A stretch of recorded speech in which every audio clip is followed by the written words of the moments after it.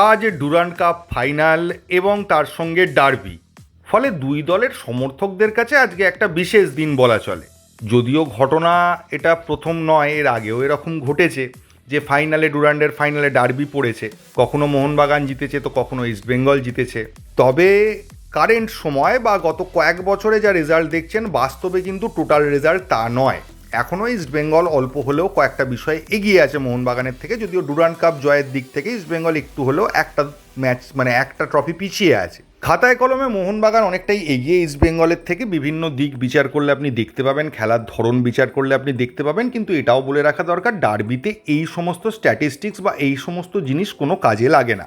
ডার্বিতে কেউই এগিয়ে বা পিছিয়ে থাকে না, দুটো দল সমানেই শুরু করে। তো সেই সব দিক বিচার করলে কেউই এগিয়ে নয়, কেউই পিছিয়ে নয়।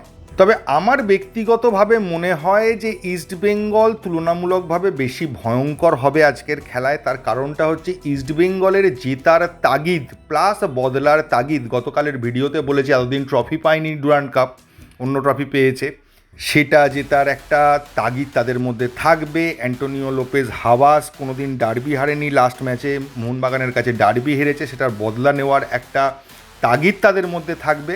কিন্তু মোহনবাগানকে নিজের খেলা খেলতে হবে, ইস্টবেঙ্গলের এই তাগিদের থেকে নিজেদের ছাপিয়ে যেতে হবে, নিজেদের 100%-এর বেশি দিয়ে এই ম্যাচটা খেলতে হবে।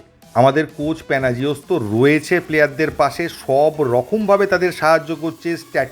ট্যাকটিক্স দিয়ে বলতে পারেন, স্ট্র্যাটেজি দিয়ে বলতে পারেন, অথবা মাঠের মধ্যে তাদের অনুপ্রেরণা বাড়ানোর জন্য কিছু পেপ টক যেটাকে বলা হয়, সেটা দিয়েও তিনি চেষ্টা করে যাচ্ছেন।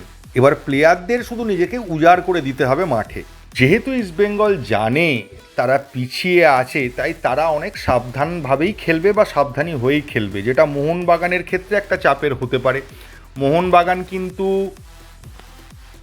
একটা আত্মবিশ্বাসের মধ্যে রয়েছে, সেই আত্মবিশ্বাসটা যেন কোনো কারণে অতিরিক্ত আত্মবিশ্বাস না হয়ে যায়। কোনোভাবেই যেন ইস্টবেঙ্গল টিমকে দুর্বল মনে করা বা কোনো রকমভাবে নিজেদেরকে বেশি পাওয়ারফুল মনে করা, এই ধরনের ধারণা যেন প্লেয়ারদের মনে না আসে। মোহনবাগানের প্রচুর প্লেয়ার ডার্বি খেলার জন্য মুখিয়ে রয়েছে, বিদেশিরাই হোক বা সেক্ষেত্রে দেশিরাই হোক।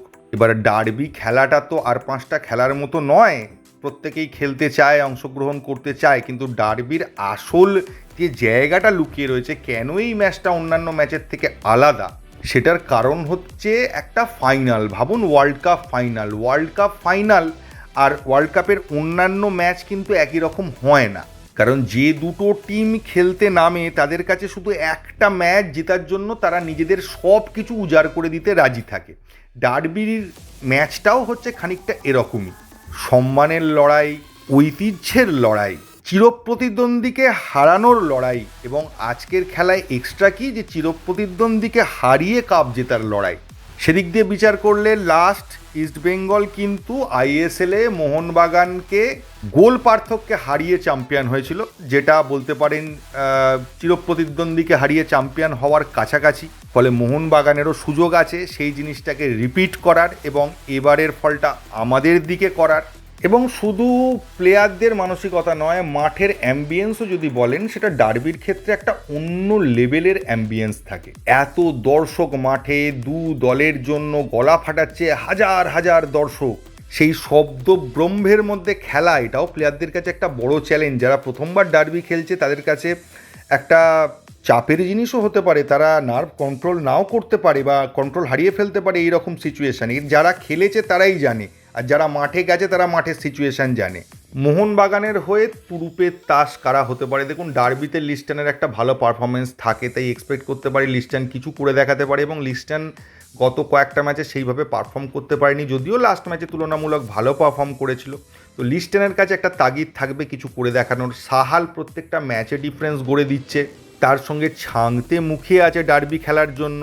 তো এই 3 প্লেয়ার তো ফ্যাক্টর হতেই পারে, তার সঙ্গে তো বিদেশিরাও রয়েছে, এবং ইস্টবেঙ্গলেরও বেশ কিছু প্লেয়ার রয়েছে যারা কিন্তু ম্যাচ ঘুরিয়ে দিতে পারে বা তারা নিজেদের ইন্ডিভিজুয়াল পারফরমেন্সে ম্যাচের মোড় ঘোরাতেও সক্ষম। তো মোহনবাগান টিমের প্লেয়ারদের একটাই টার্গেট হওয়া উচিত, নিজেদেরকে উজাড় করে দেওয়া। এবং সেই শেষ কথা আবার বলতে চাই যে 90 মিনিট যে নার্ভ রাখতে পারবে, যে শেষ মুহূর্ত পর্যন্ত লড়াই দিতে পারবে, সেই কিন্তু আজকের ম্যাচটা জিতবে।